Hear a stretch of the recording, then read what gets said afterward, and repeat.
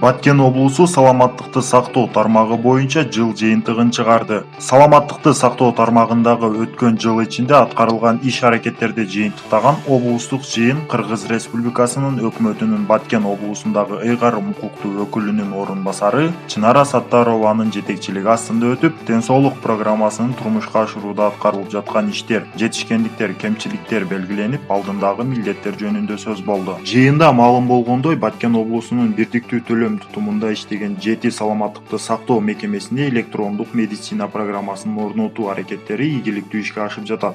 Ыйгарым укуктуу өкүлдүн орун басары Чынара Саттарова быйылкы жылда Кыргыз Республикасынын президенти тарабынан региондорду өнүктүрүү жана өлкөнү санариптештирүү жылы деп жарыялоо жөнүндөгү жарлыгын ишке ашыруу үчүн акырындык менен бардык медициналык кызмат көрсөтүүлөрдү электрондук ыкмага өткөрүүнүн үстүндө иш жүрүп жаткандыгын белгиледи. Белгилей кетсек, Баткен облусунда айылдарды ФАП менен камсыздоо боюнча маселе дээрлик чечилген.